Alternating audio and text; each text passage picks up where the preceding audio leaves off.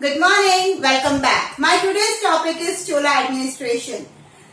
We already discussed about the major rulers of Chola dynasty in my previous video.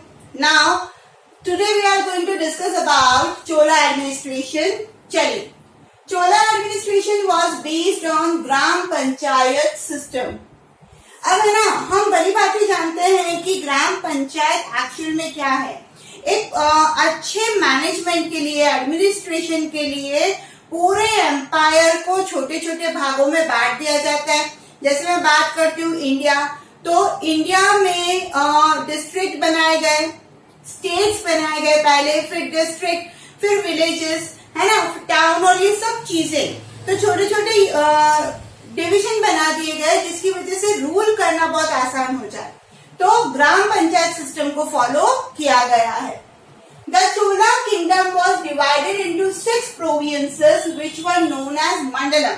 जरा समझना, मान लीजिए कि ये चोला एम्पायर है, इतना वास्ट ये फैला हुआ है, ठीक है.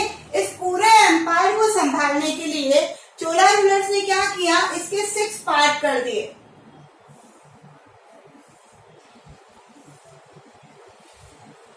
ठीक है, 1, 2, 3, 4, 5, 6 पार्ट इसके कर दिए. अब विच वर नोन एज मंडलम, इनको क्या बोला गया, मंडलम बोला गया. मतलब ये पूरा पोर्शन मंडलम कहलाया. ये second mandalam, third mandalam, fourth mandalam, है ना, मंडलम कहलाया ये. फिर क्या हुआ, kottam was the sub unit of mandalam. अब मैंने एक काम करते हैं, इसको थोड़ा सा अलग तरीके से समझते हैं.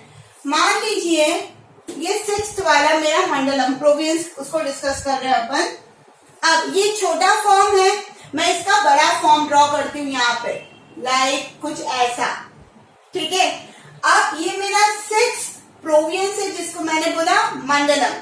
अब मंडलम का सब यूनिट, अब इसमें भी क्या किए, यूनिट बनाए गए.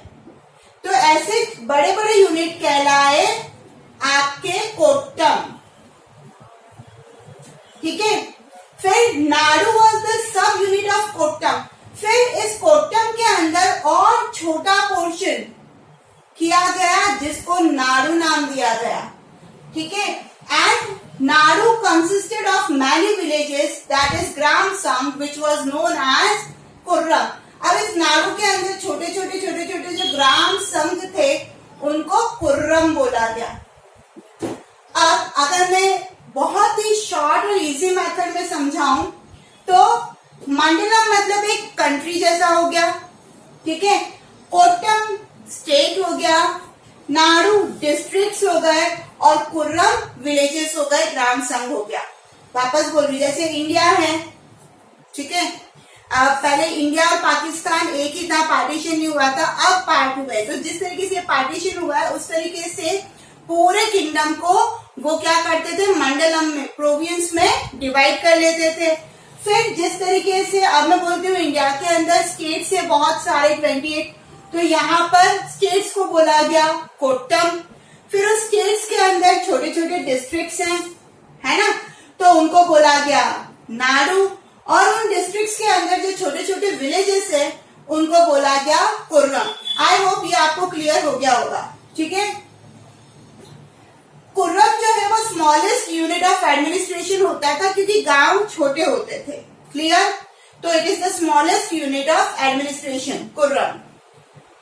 In rock edit, the assembly of Nadu has been called Nattar. अब इन्हें रॉक एडिट मिले ना, तो उस रॉक एडिट के अंदर ये बताया गया कि नाडु यानी डिस्ट्रिक्ट की जो मीटिंग होती थी, असेंबली होती थी, उसको बोला जाता था नतर. क्या बोला जाता था, nattar. And the unit of the town have been called as nagattar. और अगर स्पेशल किसी टाउन की, मतलब डिस्ट्रिक्ट के अंदर जो छोटे छोटे टाउन है, अगर उनकी मीटिंग हो रही है, असेंबली हो रही है, तो उनको बोला जाता था nagattar. I hope mandalam, kottam, nadu, kurram, nattar and nagattar clear हो गया होगा आपको. चलिए आगे. Village representative were regularly appointed every year and mandalam was fully independent. अब क्या हुआ था, कि विलेजेस के अंदर हर साल रिप्रेजेंटेटिव्स नए अपॉइंट किए जाते थे रेगुलरली, और यहाँ पर एवरी मंडलम, जैसे मैंने बताया ना कि 6 पार्ट में डिवाइड किया गया मंडलम प्रोविंसेस को, सब इंडिपेंडेंट थे, है ना, किसी के ऊपर किसी का दबाव नहीं था, सब इंडिपेंडेंट थे, बट राजा की पावर को कंट्रोल करने के लिए कोई भी असेंबली बनाई नहीं गई। आज जैसे मैं बात करती हूँ इंडिया के ऊपर बीजेपी राज कर रही है ना, बट बीजेपी के भी ऊपर जुडिशियल सिस्टम है, सुप्रीम कोर्ट है, उनको जवाब देना होता है अगर वो कुछ गलत करती है तो सुप्रीम कोर्ट को, कि उन्होंने ऐसा क्यों किया। बट राजा गलत कर रहा है, ये कहाँ पर डिस्कस किया जाए, या ऐसी कोई असेंबली हो, या इस मंडलम जो है जो कि राज परिवार के लोग ही संभालते थे, तो वो गलत कर रहे हैं, तो वो कहाँ पर बताया जाए, ऐसा कोई सिस्टम यहाँ पर लेजिस्लेटिव नहीं था। क्लियर? रेवेन्यू सिस्टम देखते हैं। 1/6 part of the land produce was obtained as लगान। अब जमीन का जितना भी 1/6 प्रोड्यूस है, मतलब जितना भी उगाया है उसका 1/6 पोर्शन आपको किंग को देना है इन द फॉर्म ऑफ लगान कर। This lagaan could be paid in the form of grain और gold coin. What does it mean? कि अगर आपके पास कॉइन है तो आप गोल्ड कॉइन में दीजिए, है ना, और अगर आप कॉइन नहीं देना चाहते तो ग्रेन, अनाज ऐसा का ऐसा राजा के दरबार तक पहुंचवाइए। कितना? आपके फार्म का 1/6 पोर्शन। ठीक है। अब जो गोल्ड कॉइन चोला डायनेस्टी के अंदर रेगुलेट किए गए थे, उनको एक वर्ड दिया गया था विच वॉज नोन एज कासू। इनको क्या बोला जाता था? कासू। ये कितनी बार क्वेश्चन आता है कि चोला डायनेस्टी के अंदर जो करेंसी रेगुलेट होती थी वो क्या कहलाती थी, तो वो गोल्ड कॉइन थी और वो कासू कहलाती थी। ठीक है। एक वेट अबाउट 16 आउंस, ये 16 आउंस जितना उसका वजन था, मतलब मैं बोल सकती हूँ अप्रॉक्स 112 पाउंड। ठीक है। फिर चोला हैड स्ट्रॉन्ग नेवल फोर्स। चोला की यूं देखा जाए तो मिलिट्री फोर्स बहुत जबरदस्त थी, विशाल थी, पर इन्होंने नेवल फोर्सेस को भी क्या किया था, बहुत अच्छे से डेवलप किया था, तो स्ट्रॉन्ग था इनका नेवल फोर्स भी।